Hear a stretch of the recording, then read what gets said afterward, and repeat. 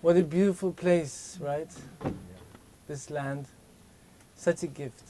Such a gift. So many people work so hard for us to be able to just enjoy this space here. To be able to exchange and interact with each other. So we really have to be so grateful. I saw a video that was uploaded by Lama Yeshe Wisdom Archives last night. It's a 21-minute long video, edited video of Lama Yeshe's life, like images within his life.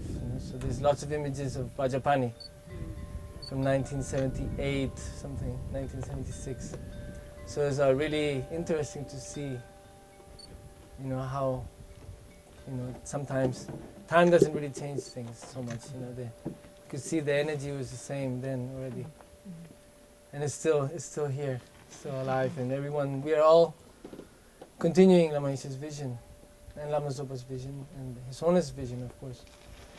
So I'm really happy to thank and to say that I feel very honored to be part of this. So I just wanted to thank you all for that.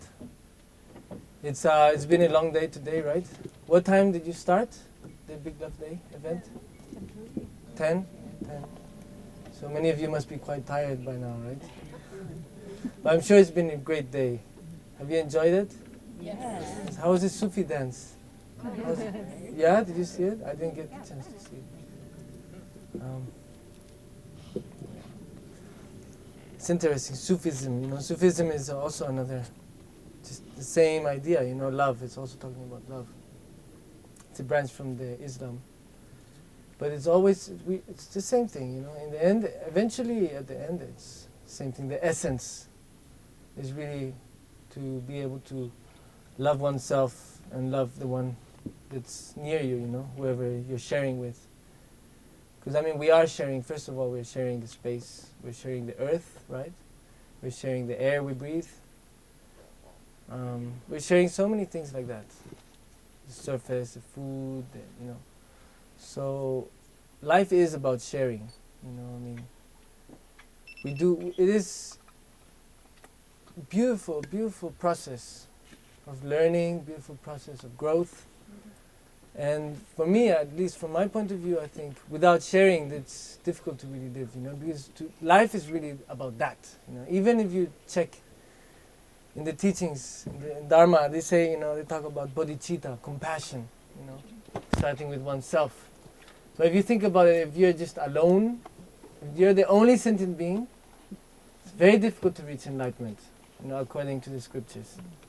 Because where do you practice bodhicitta? Where do you practice patience? Where do you practice humility if there's no one to exchange and to put into practice that? So it's thanks to all other mother sentient beings, we are able to also practice and improve. So it's a group thing. We all support and help each other in every aspect, even though we're not aware of it. That's why we're completely interdependent. It's a very complex thing, but it's big family. And I think when we have the big vision, the larger vision, it's easier to, relax about oneself also, because sometimes we're a little bit too uptight, a little bit too self-aware, a little bit too impatient, many aspects, that become an issue in our life because we're not aware of the bigger picture, So sometimes it's good, to just procrastinate, to just relax, to just, not all the time, but sometimes it's good, because it gives you some space to be able to see, to be able to relax and not project so much all the time, because we tend to do that. We tend to condition everything. We want to impose the concept of our mind. We want to impose it on everything. Boom. So that we feel safe. Oh, this image, this concept, it's in a box now. So now I feel safe because I'm in control. It's just. Of course, we do have to take responsibility up to a certain point. But we do also have to have faith and trust in the universe, that we are living what we're supposed to be living. And if some hard situations come up, to be able to really adapt to it, to really use it in our favors, so that we can advance even more. How to do that, that's the question. And those are the tools that Dharma is offering. The tools to really be able to adapt in a positive way to any situation in life. And that way we can really improve, and be more happy. Because that's what we're all searching, right? We're all looking for happiness. That's or not to be unhappy. Which, from my point of view, is easier to try to achieve not wanting to be unhappy. So as long as I'm not unhappy, I'm creating the cause maybe to be happy. But it's easier aim to achieve, like if I want to not be unhappy, it's much easier than to try to be happy. Because to be happy is a little bit sometimes like the carrot, the donkey behind the carrot with the stick. We are following something, but then maybe we're not really doing the right thing to achieve that happiness. Maybe we're doing the wrong thing. We want one thing, but we're going the opposite direction. And the worst part of it all is that we know it. We know we're going in the wrong direction. But we fool ourselves. We convince ourselves that, it's okay for now. There's many ways of going around it. But that's why, it's, for me at least, the first step is to check and observe your own thoughts, your own emotions. Let them come up, let them flow, but observe and have them domesticated, so that you at least are aware of the function of it, the mechanism. Don't let an uninvited guest come in and take over. It's not really, wise. Why would you let anger, the emotion come in and take over, and then your whole body and your actions and your thoughts and everything? Why? Unless, of course, you give it that right, because of the ego. And the ego is another aspect also that we tend to protect the ego, or the ego protects itself, maybe. So there's a mechanism, where we will get really uptight about something, like if we did something wrong, we know we did something maybe that hurt someone else, but we don't want to admit it. If somebody tries to talk about that, maybe that ego will trigger that mechanism, and then we'll get uptight, we'll try to change the subject, or get emotional. Maybe we don't even know why. We don't even know why, but if you check, then you understand, I'm trying to avoid, confronting this aspect of myself. And maybe why is because I've done it many times and it's too hard to confront it. And that's an issue when you don't confront these things, like, childhood trauma, or certain things that happened to you, or certain things that you've done, or that you had no choice but you had to do. There's many aspects, many different aspects in life. But the real issue is not about, it happened to me, that's it, That's you're just carrying a weight that's not yours. Okay? The concept is to be able to use that as fuel, as a catapult, as something that will help you to advance even more and understand yourself. So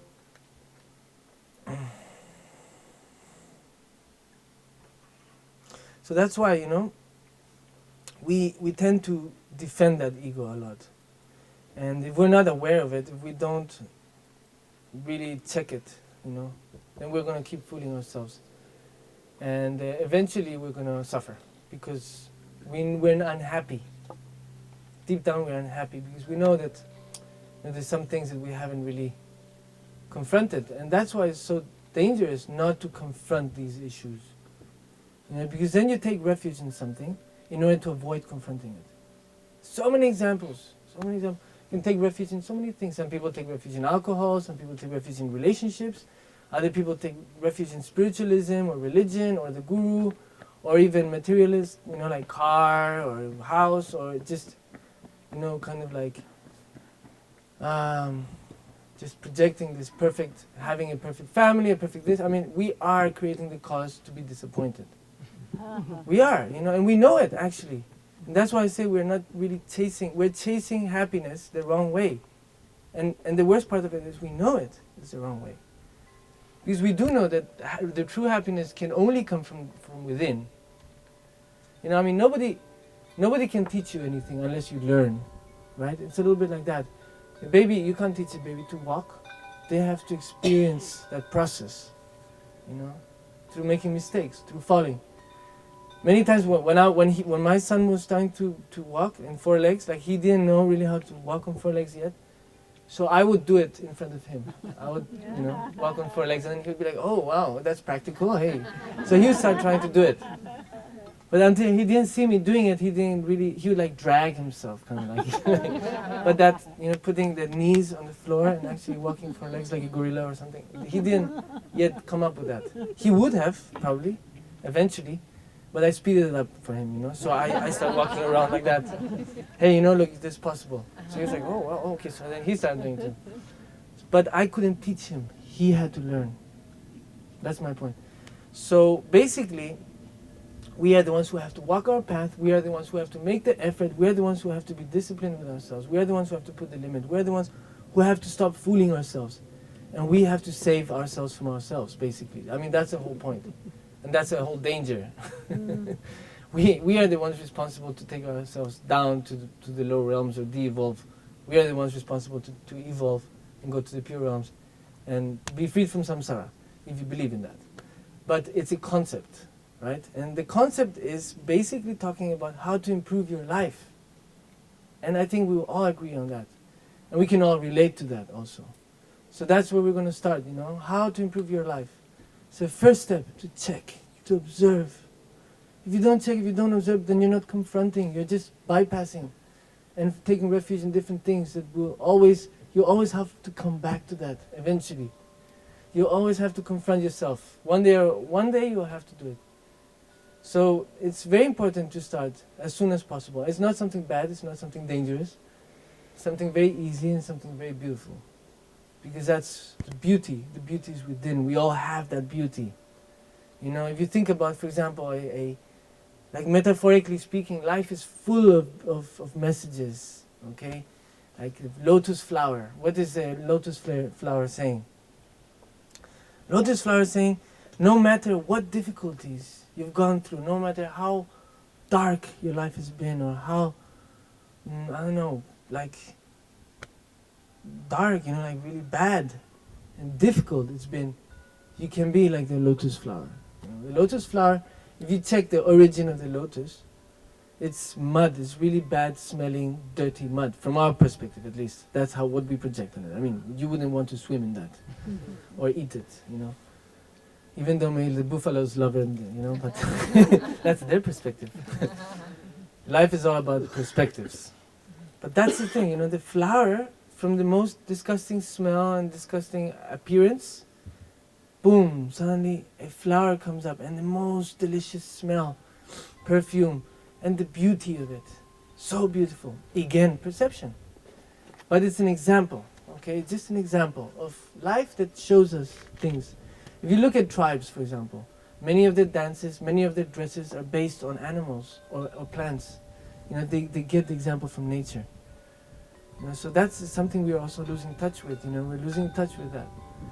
With growing, planting, growing, and just walking barefoot, and really, I mean, FPMT started with hippies, right? So we are kind of hippies. We are. I mean, my parents were super hippies, and I discovered the word hippie started with a journalist who called them hippers, which means people who move their hips a lot.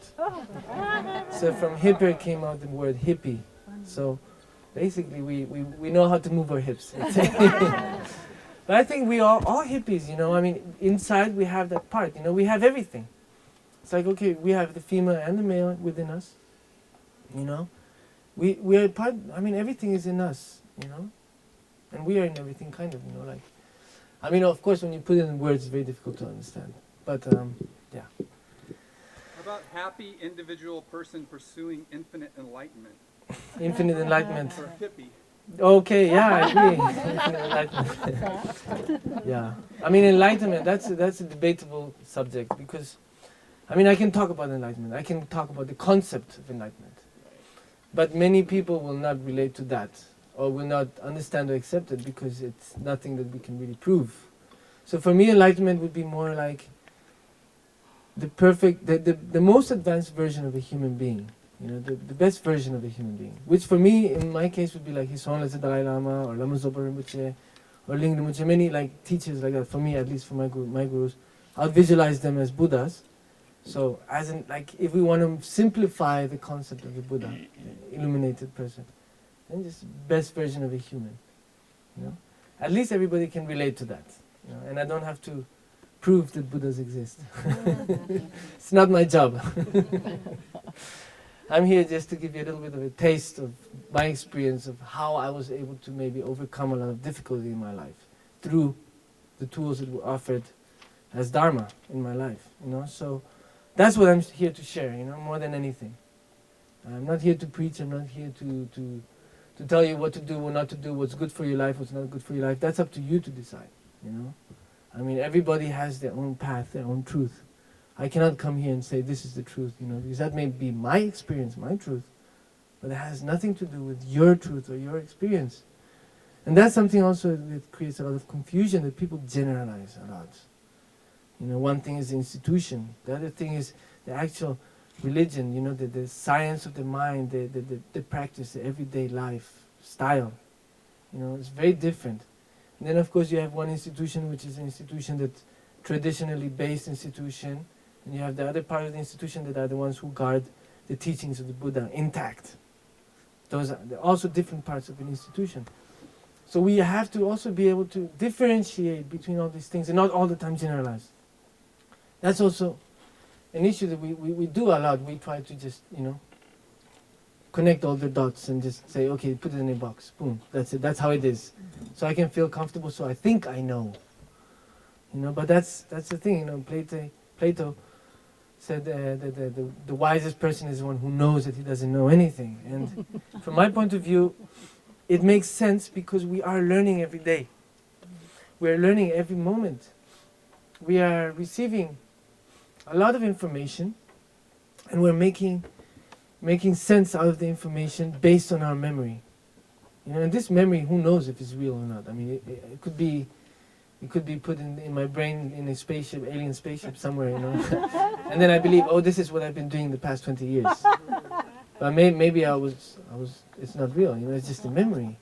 But my whole reality, I relate to my reality based on that memory.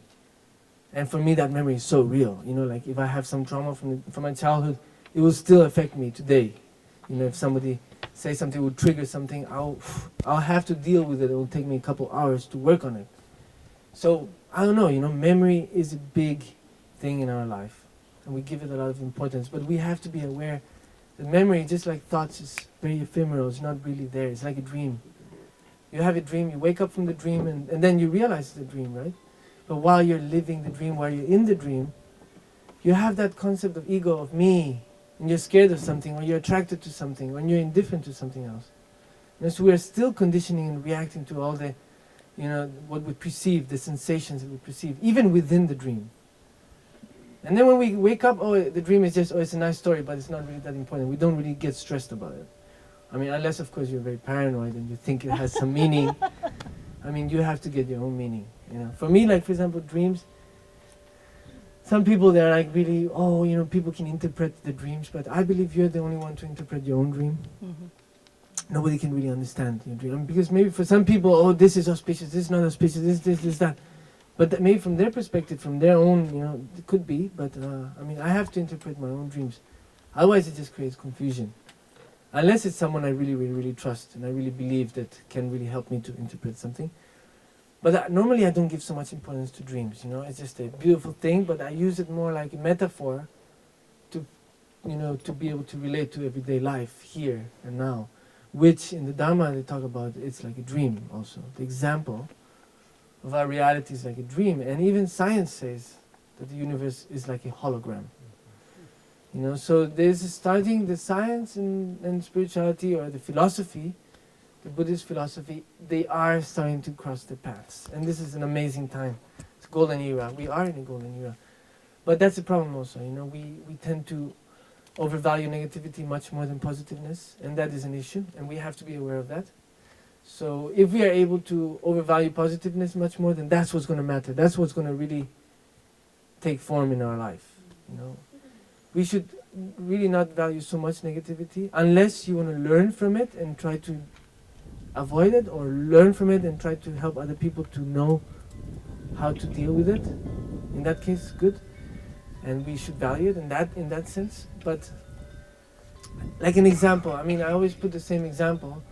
But it's a great example, you know, like a mother who has raised 5 children by herself during 20 years, doing 2 different jobs, passed them through university, you know. Will she be in the newspaper, in the headline? No.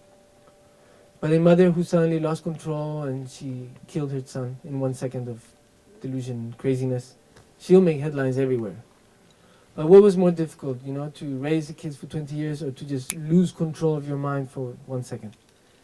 You know, because of course probably killing your son is obviously super difficult, but it's an example, okay, of how we value things. You know, obviously, you know, you can kill an insect like that, but can you put an insect together? No. Nobody can do that, not even science. I mean, they can't even build the pyramids 4,000 years or 5,000 years later. You know, forget putting an insect together again. So, what right do we have to impose that on you know, like if we can't, that's the thing, you know, creating is so much more difficult, has so much more work and time than destroying. So just that is an example of evolving and de-evolving, you know, good and evil. You wanna put it in boxes, you know, that's a box for you if you want. But that's how it is, you know. If you can't put it together, you know, what right do you have to take it, to destroy it? Starting with your own body, obviously. But our body is also a reflection of what's happening with humanity in the world, you know. So I mean, it's all very interconnected. But my point is that we value a lot the negativity. I have a friend who his parents gave him all the freedom in the world, everything he ever wanted. I mean, compared to the culture I grew up in India with Tibetans, so I have very Oriental, Asian kind of mentality, which is very collective, not so much individualistic.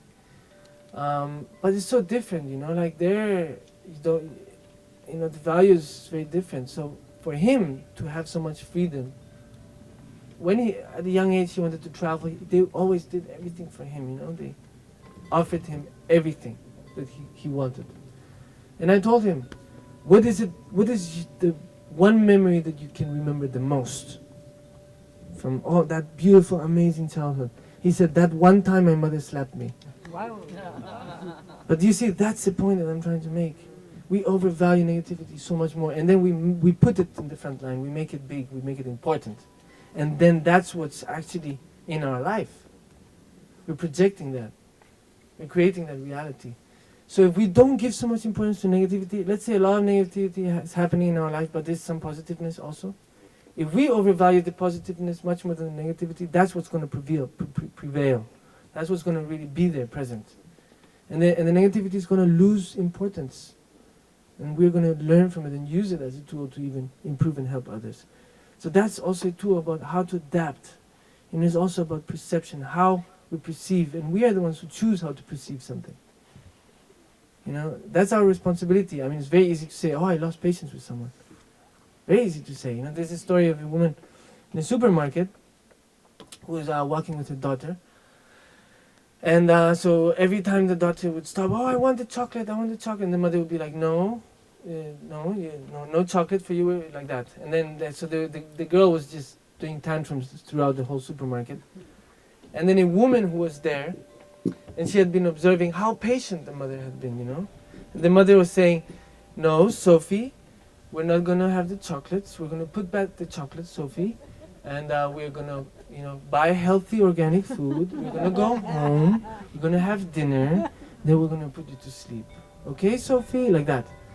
So the stranger, she came to her at the end, you know, she's like, you know, I admire you so much, Sophie. I admire you so much. You're so amazing. She's like, no, I'm not Sophie. My daughter is Sophie. No, sorry. I made a mistake. So she was talking about Sophie, right? So the stranger thought she was talking about her daughter. And she was very patient with Sophie, her daughter. So she corrected, she said, no, I'm Sophie. I'm talking to myself. I'm not talking to my daughter. So that's it. So that's the point, you know, she was being patient with herself. So she was talking to herself, no, Sophie, we're going to leave the chocolates here, we're going to, you know, buy the organic food and have the dinner. And that's it's not, oh, you're patient with your daughter, no, she's being patient with herself. So that's where patience starts, it starts with oneself. So it's very easy to say, oh, I lost patience with this person because they did this, they said that. That's taking responsibility off of yourself, right? So that's why, you know, patience starts with yourself. Everything starts with yourself. You are the one who chooses how to perceive it, and you are the one who chooses how to react to it. And many times we know that if we react humbly, patiently, with loving kindness, the result, we're going to be much happier and we're going to feel better with ourselves. But many times it's the opposite case. Why? Because we invite the ego, we invite these destructive emotions, uninvited guests. We let them in, we accept, we give them power. And we let them just, rampage. And then afterwards, we regret, we're sad, we have to say sorry, Of course, it's a process to learn. But if we don't change that habit, if we don't change that, then we're just repeating something again and again, and it's not really doing anything. It's not really having any positive result. And that's what we're looking for. We're looking to be able to improve as a person. We don't need to compare to anybody, because everybody's different from each other. Everybody knows different. Like nobody knows more than another person. I'm sorry to say, okay? At least from my point of view, everybody just knows different, because it's from their perspective, the way they understand. If I say something, I'm never going to understand exactly what you're going to understand. And you will never really be able to know exactly what I'm trying to say. But that space in between, that's something that we have to just accept.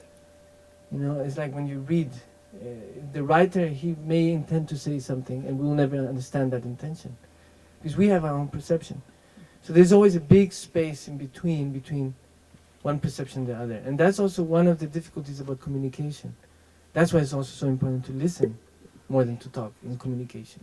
Listening is the more important part of communication, even though it may not seem right. So, no, communication is about talking, isn't it? No, it's about listening. So that's something also, it's an art. Listening is an art. And I think listening is a huge aspect of empathy, because it really is showing, I care, you exist, and I want to understand you. I want to be able to relate to you. Most people, we listen to answer. Maybe the person hasn't finished speaking yet, and we're already interrupting them and talking over them and to answer, because that's how we are wired. The ego, the individual, is more important. We are the center of the universe. Everything goes around us. And that's the thing. You are not the center of the universe. I'm sorry to say. We're not. We're not even a little grain of sand, actually. But we have great potential, and we can make a huge difference. We do make it a huge difference. So it's about the balance between one and the other. So be proud because you are, but be humble because you belong. You're part of something. So that's, I think, very wise words from a friend of mine who told me. He's he works in leather for 50 years now. He makes amazing leather crafts. He creates these animals. He would make an eagle or a huge turtle or whatever. Just pure 100% leather, all with his hands. Just layer by layer, just amazing. He'll take months to do it. He even made motorbike helmets. Yeah, and they were tested, and they were even better than the normal helmets because it would absorb the impact, the leather, but it was professional. But anyways, he's a very wise man, and I was an apprentice working the leather with him for some time. I really like craftsmanship, art. I've tried a little bit of everything, For me, it was important to do that because in the monastery, I never really got a chance. In the monastery, everything was prohibited but study and prayers. Almost everything. But yeah.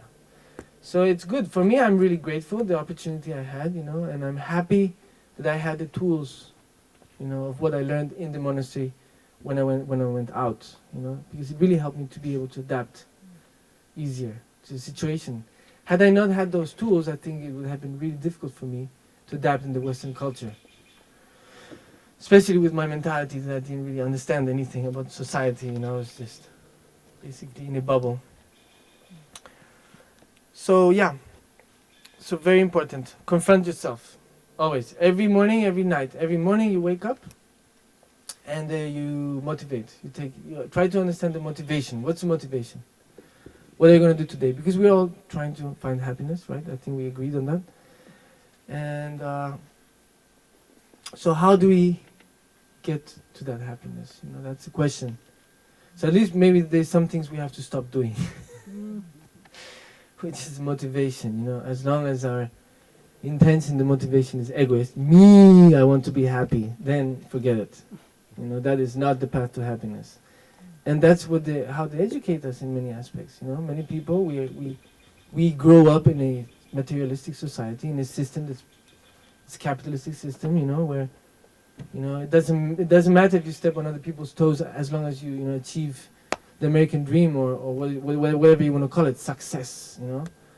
And then they admire you, even though you treat so badly your employees, you know, and they're like starving or really badly paid, even though you're just because you're super rich, then everybody admires you. You know, it's like that is very hypocritical. I mean, if you have so much money, you should take care of your employees, right? I mean, that would be more reason to be even kinder to your employees, because they are the ones who help you to get that richness, and then you have a responsibility for them. That would be the normal thing, right? But even if you think about, you know, okay, society is a little bit sick. Why? Even war is legal. How can war be legal? Does that make any sense? War for peace. Oh, we're waging war for peace. It's like, I don't know, you know. Very difficult, very difficult. And war, how is war legal? How did that even happen? You know, how did it even get there? For thousands of years, if you study history, you will see, you know, humans have been slaughtering each other for as long as we remember. And I think maybe sometimes when it was in matriarchy, then maybe it wasn't so much like that, hopefully. Yeah, became when it was patriarchy. It's like, oh, here, my son, take the spear and show him who's boss. You know, like this concept. You know, but I was talking yesterday here also about machismo, the concept of machismo, and it's not, oh, he's very macho, he's very machismo, he beats a woman. It's not like that. He lacks that masculinity, and that's why, out of prepotency, they act in that way, because that's, you know, the feel they have. Oh, physical superiority maybe, and then impose that, you know. But that's not machismo. That's a lack of masculinity. That's a lack of empathy, and that's a lot of prepotencia, no? How do you say in English? Prepotencia. Preponderance? No, prepotencia. No, in Spanish. Prepotencia. Can you check that in the Google Translate? Sorry. There's no service here. Prepotente. Prepotente. No, I don't have my phone here, so There's I probably can't not say. service though either. No, it's like you feel inferior, so you try to act superior. No. Compensating. Compensation. Prepotent. Prepotent? Anyways, that's what it means. You feel inferior, so you try to act superior. Maybe. Overcompensation. Yeah. There's many words like that in different languages, so it's hard to get them. But anyways, that's basically, you know, because ultimately we have female and male, you know. It's just the way also that we have to, that's also not confronting oneself, you know. Maybe in those situations, you know, many times we deal with things how at that moment we think is the easiest way. But actually we're just complicating so much. It's like, for example, lying. Many times to get out of some situation we will lie, but we know that by lying we're actually complicating it much more than if we just said the truth and let go. Or many times maybe if we know we did something wrong but we don't want to say sorry because we're too proud, and we know that by not apologizing we're going to have to carry that and we're going to feel bad about it and it's going to be an issue for us in the future. But we still choose not to apologize because he should apologize first or whatever. It doesn't matter the reason, okay? So that's why forgiving is also very important, you know, because it's not about forgiving the other person. It's also giving yourself that freedom of not having to carry the responsibility of the mistake the other person did. And you're also allowing the other person to forgive themselves. You know, because when you forgive someone, they can forgive themselves. Sometimes if you it can be a mistake, but if the person doesn't forgive you, then you have to, sometimes it can be really heavy. Even if you ask for you apologize. And so it's, you know, it's just energetically, you know. Also, for example, like the energetic ball, I call it the energy ball, you know. For example, like if two people are angry at each other, if I say something harsh to the other person will take the ball and make it into a snowball by answering back with ego also. Mm-hmm. So it just keeps becoming bigger, and eventually a snowball that goes down a hill can destroy a house, right? Completely. It gets so big. So it's a little bit like that, the energy ball. So how to neutralize that? Is by if you have compassion, if you have empathy, then you wanna transform that. So if you see someone who's talking really badly, who's shouting, who's unhappy, who's criticizing, is a direct reflection that they're suffering, that they have a very large conflict within themselves. So that's the first reason for you to have empathy to that person and to transform that energetic ball.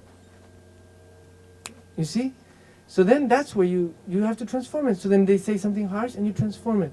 You neutralize it. And then when you give it back in a different aspect, a different vibration, different frequency, and then it gets neutralized. And then suddenly, boom, there's no, that negativity, that ball of negativity disappears. And in its place, we have a different one, which is love and understanding and caring and sharing and helping each other to grow and heal. Because many times, even if you are not wrong, it's good to apologize. Just to give space to the other person to be able to come down to that level and be able to say, hey, you know what? I'm sorry, because I'm the one wrong and you're not, but you give that space. But if it's like, this fight, like we call it the pelea de gallos, like a cockfight, who's got the bigger feathers, or who has a cooler walk, or whatever, like it just goes on and on and on, and it will never reach anywhere, apart from just boosting each other's ego and creating that habit of, putting yourself in this kind of like vicious cycle of suffering. Because eventually, anything that you will do that can hurt someone will eventually end up with suffering for you. And even when the motivation is egoist, like, oh no, I have to show that I'm right. So no, I don't care, what I say or how I do it. I have to show that I'm right. Because, like that, and that is not a compassionate way of doing things. Sometimes you have to let the other person be right in order for them to recognize that they're wrong. Does that make sense? Yeah. Anyways, okay, so, yeah. So just make sure you confront yourself and you don't do the spiritual bypassing, okay?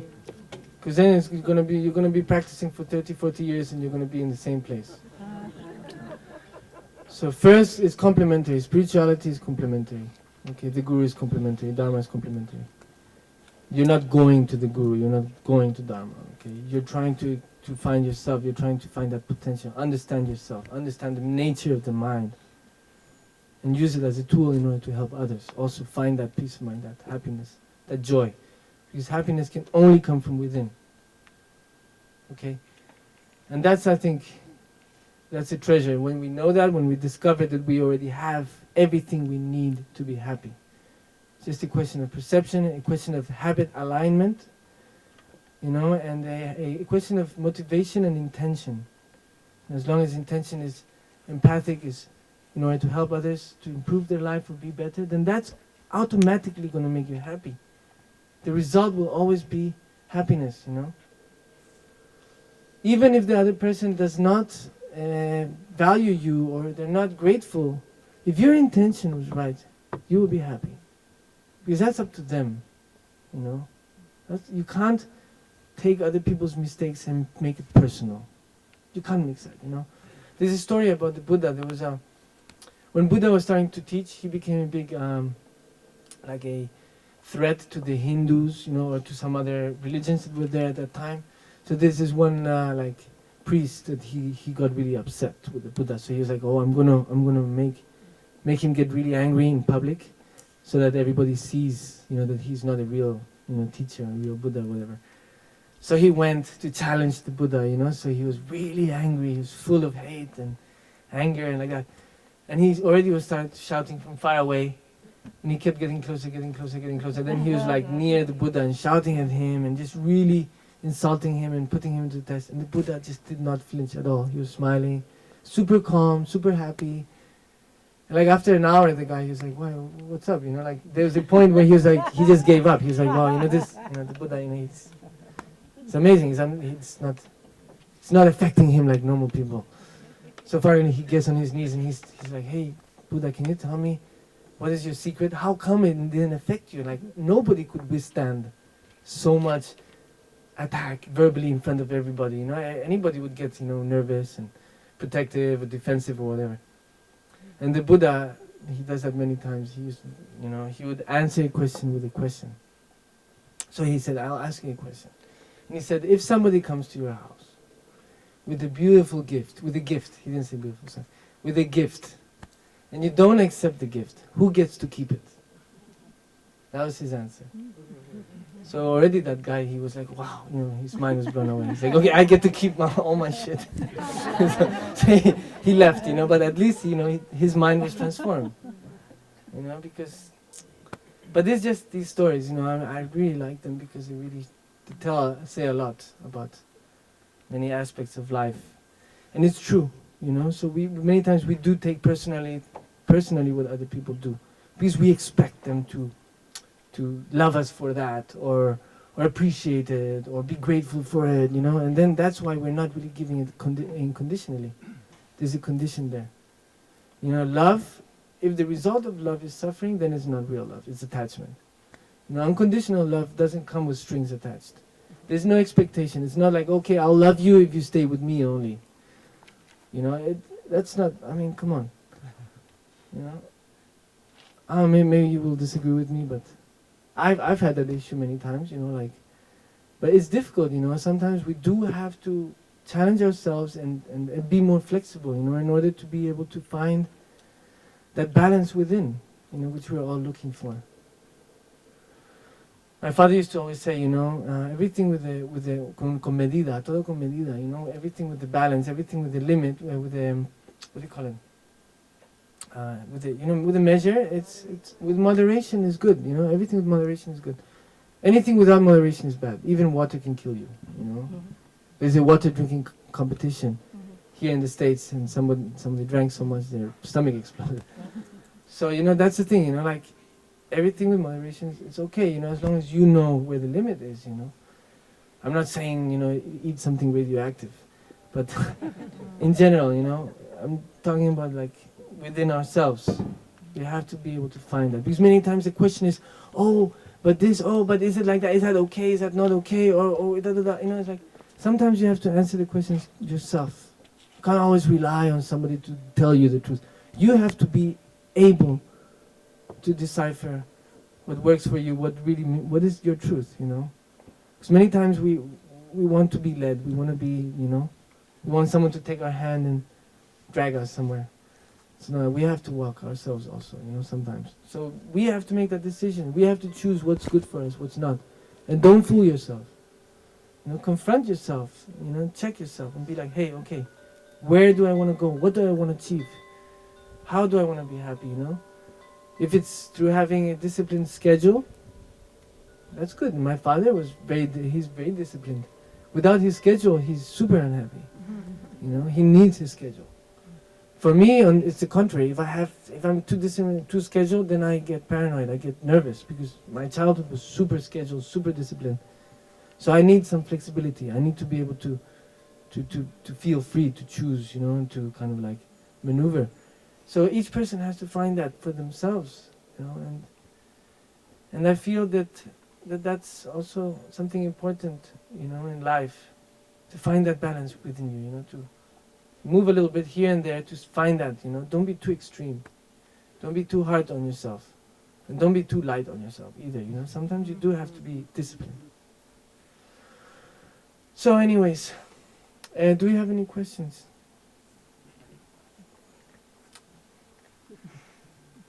Do you want me to talk more about something, or do you want to talk about, yeah? In the beginning you talked about how childhood trauma is useful. I've just kind of worked through my trauma, and I'm finding myself more compassionate with others because I can relate to Exactly, them. yeah. Is that what you're talking about? Yeah, I can talk more about that if you want. So childhood trauma. So yes, it is true you were saying, I think there's no microphone for her, but she's saying that when you have a trauma, it's later on when you're able to overcome it, you can relate to other people, and it's easier to have empathy and compassion because you can relate to other people who are suffering also, correct? So yeah, childhood trauma, I mean, it's just an example of something from the past, or something that we give it weight in order to avoid confronting ourselves. That's what I was trying to get to. So we use it as an example. I used to do that for a long time, I was like, oh, I had the trauma, I had this, and this happened to me, so now I can't be a normal person, I can't be part of society because I have such and such whatever. And I really believed it, and then I kind of clipped my wings, I kind of like really limited myself because I was putting myself down by believing that I couldn't move forward as a normal human being, I couldn't be functional, let's say. And so it took me a long time to be able to change that perspective of myself. And how did I do that? Is by saying, okay, if something bad happened, if something like that happened to you, how do you transform that? So number one, you use it as a tool, as a means, so you use it as something. If you're able to overcome it, then you can help others to overcome similar situations. So already that you're giving it a positive weight to it, right? And then the second one also is like, why, if there's a trauma that happened to me, most of the time a kid, they're pretty innocent, so it would probably be a trauma that comes from generations. That just the people have not been able to overcome that trauma, so they pass it to the next generation. So at least, you learn from it, but you don't carry it. If you use it as a weight, you can't learn from it. It's not a lesson anymore, it's a weight. But if you use it as a lesson, then the weight disappears. It's something that's actually going to help you move forward even better. It's like having better equipment to move forward. So that's about perception, how you use things that come to you in life to be able to transform them into what you need at that moment in order to help others. And that's the motivation. So then you're able to neutralize and transform. And I think that's something that we have to do every day because it's a process. For me, it's been 18 years of therapy that I'm doing with myself, and I still have at least 10 more years, probably, or more, I don't know. But at least I'm getting somewhere, and I don't, if I look forward, I can get really desperate and saying, wow, I'm so far away, from reaching any kind of mental work of like actually getting somewhere. But then I look back and I say, okay, at least I've got here. I got to this point. So that really helps me a lot to keep moving forward. But everybody has their own issues, and we cannot compare one person to another because we're all different, we're all unique. We have different perspectives. So that's the thing, empathy is about relating to everybody, starting with yourself. And so the more you cultivate these inner values, the happier person we're going to be. And the more we try to achieve the outer values like materialism and information and control and this and that and blah, blah, blah, and power and whatever, it's not really going to satisfy our needs because we are light beings. We come from the light, we are pure form. And that's our frequency, The values, the true values inside, which is, there are many values like that. You can think about many, I'm sure. Right? Let's see. What values do we have inside? Suggestions? Love. Purity.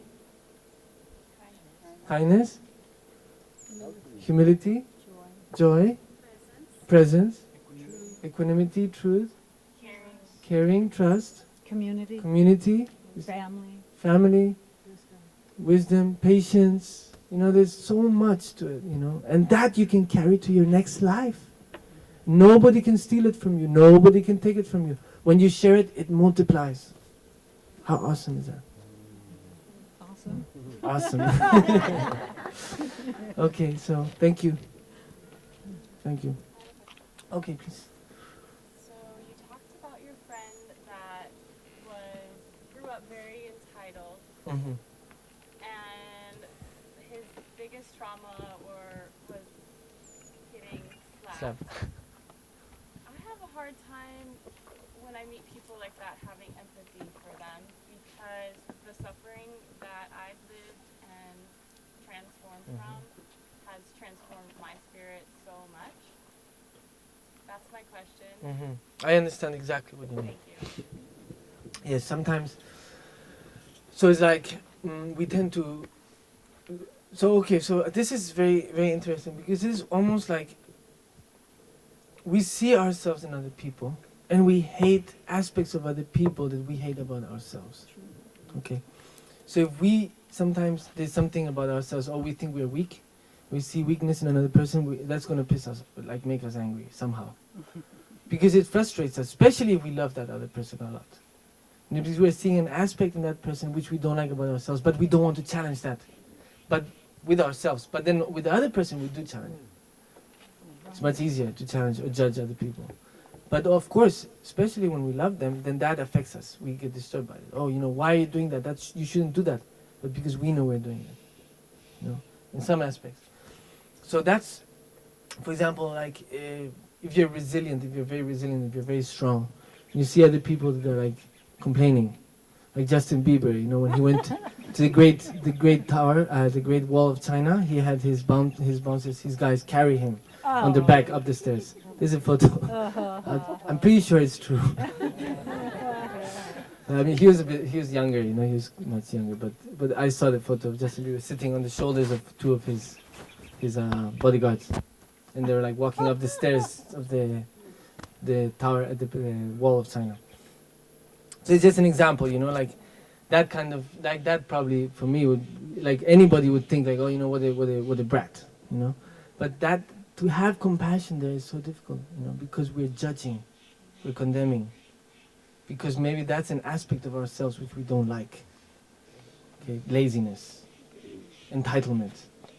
We all have a small part of that. I mean, it's difficult, Sometimes if we don't see it, if somebody doesn't point it out to us, we won't see it. Because that's the ego protecting itself. That's one of the mechanisms that we have to be aware of. So I can understand that, but that's also a very good practice, to say, like sometimes it happens to me, like I see maybe some parents who give so much freedom, so much power to the children, that the parents cannot have a conversation with anybody because the kid is just shouting and making so much noise because he wants to be the center of the attention. So anybody else that comes to the house, he will challenge that by making as much noise as he can, and nobody can have a conversation, and the parents will not tell him anything. So that is another extreme. And for example, from my perspective, because I'm just like very normal and I'm very deluded in my mind, I'll be like, what a brat. I'll think like that. And I'm like, the parents, what kind of education is this? I'll think like that because I have like like Oriental kind of education, very medieval, very feudal, very traditional education. That's where I come from. So because of that wiring, I'll have that judgment.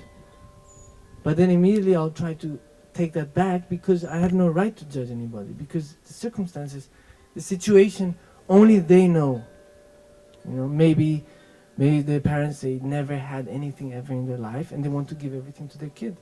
And maybe that's for them the way that they're showing love to that kid. And maybe eventually the kid will transform and he will appreciate and understand that love.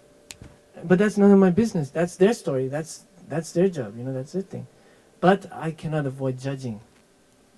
But at least I can be aware of that, right? That helps a lot because just how even parents can pass that on. Oh, yeah. Those behaviors. Yeah. And I think abuse works that way too. While being spoiled can also come from way before and different. That even just that little piece of wisdom just shifted. Oh, good. So thank you. Thank you. I'm trying to understand people with their first world problems. And Yeah. how to be okay with that. No. So that's why it's even more important to have compassion, because they have more difficulty to value, to value things. Especially people who, everything, they don't have to work to get what they want. So then that's compassion. As long as you have compassion in your heart, you'll empower yourself to be able to see things more clearly, as they really are. Because when you don't have empathy, then we allow our mind to impose and judge and label and condition. And then our perspective and our judgment will be based on that. But if we have empathy, then we allow the other person to really, we allow ourselves to see the situation of the other person. And I think that's one of the steps to be a happier person, when we're able to perceive that, we're creating the cause to be happy. And that's what we are all trying to find, right? Okay, thank you. I hope that helped. And do you have a question? Well, the compassion and the deeper looking applied toward perhaps our president. Yeah. So you see how to see the positive of something like that. So I see a lot of positive things. For example, I think the fact that Trump is president and he's bending so many rules is actually showing that maybe there has to be some changes done to democracy. So that could be a positive thing, that at least people are more aware that they need to actually step what do you call it? Step over? No. Step up. It's not step over. Just step up. Just step up, and say enough is enough, So for me, from my perspective, I think it's maybe the beginning of the end of fake democracy. It could be. I hope. I hope, that actually from the next president will be somebody who is accountable, can be accountable, and has to respect, humans, in a way. I mean, not just capitalistic point of view. Has to have empathy. That's a real, true leader is a servant to the people. A true leader is an artist, is somebody who sacrifices themselves for the people. That's a true leader, And I don't know, but at least I learned from Trump, for example. I learned how many times they throw things at him, to destroy him, and then he always takes that and uses it to become even more popular and more whatever, So I think that's something you can learn from, You can learn from it. Why not? Now, how to use those. You just had to work with your judgments toward him and turn it into compassion. Obviously, he's somebody who suffers a lot.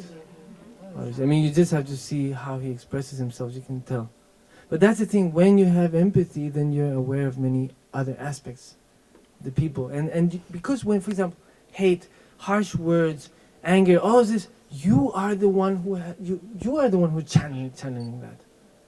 If you don't like someone and you're starting to project negativity on someone, you are the one who's channeling it, not the other person.